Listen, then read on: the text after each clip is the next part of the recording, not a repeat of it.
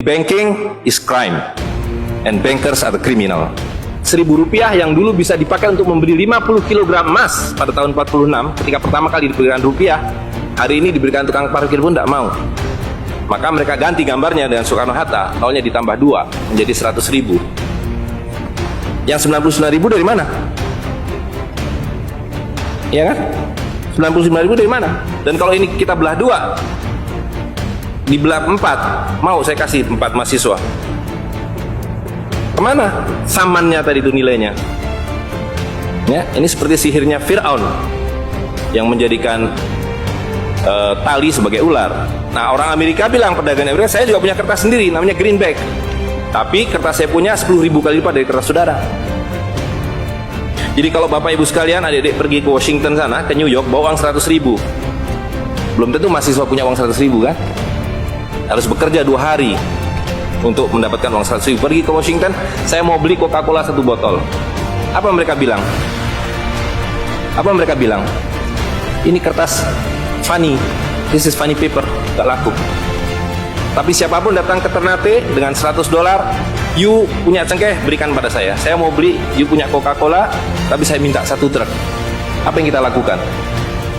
Kita berikan Coca-Cola 1 truk karena mereka bilang, mereka bisa yakinkan kita selembar kertas mereka 10.000 kali lipat dari lembar kertas kita.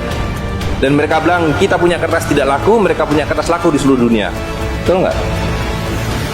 Dengan cara itulah seluruh cengkeh Ternate habis, pala Ternate habis, seluruh kekayaan Ternate habis, hanya diganti dengan byte komputer.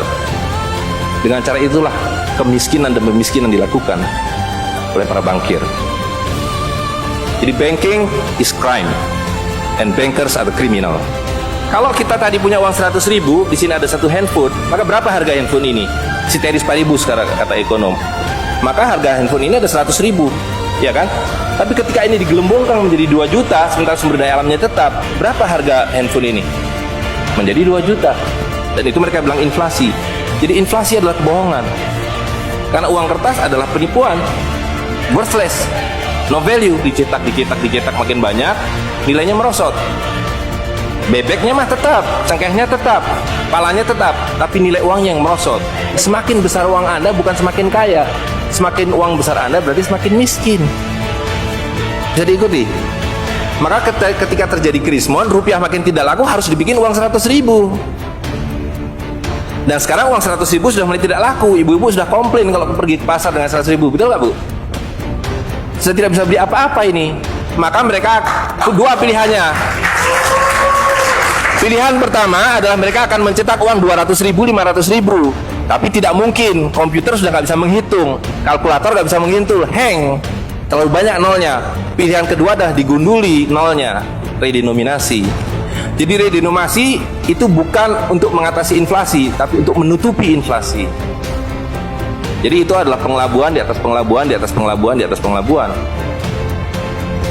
Uang 100.000 ini dulu ketika Pak Harto masih berkuasa menjelang jatuh itu, kalau dibelikan telur dapat 50 kilo.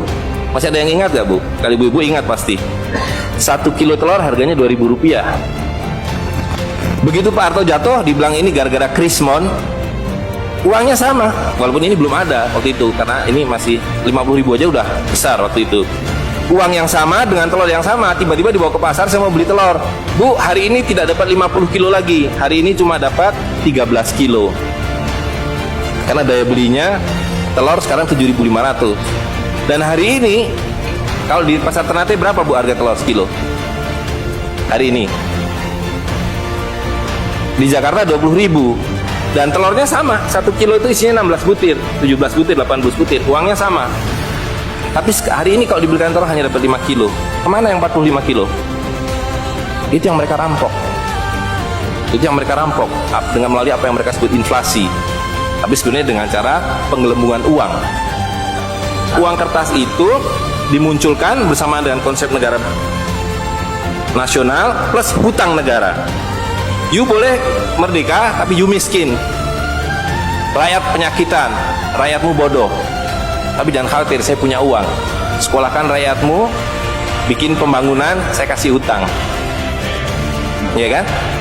Nah, jadi tugas pemerintah itu, republik, adalah satu, mengambil hutang dari bank, menghabiskan utang itu melalui apa yang disebut APBN. Lalu dulu mereka tanya, jadi bagaimana saya membuat APBN? Jangan khawatir, sekolah kan anak-anak pintar kamu ke Berkeley, ke Chicago, ke Harvard. Mereka dididik untuk membuat pembangunan. Lalu dikasih paket hutang dan diajari kalau nggak bisa kirim konsultan seperti John Perkins dan sejenisnya. Lalu ada satu pertanyaan, bagaimana kami membayar hutang kami kalau begitu? Mereka bilang, you punya 200 juta rakyat, pajaki rakyat kalian. Pajaki rakyat kalian. Kalian punya pala, punya cengkeh, habisi hutang kalian. Karena you membayar hutang.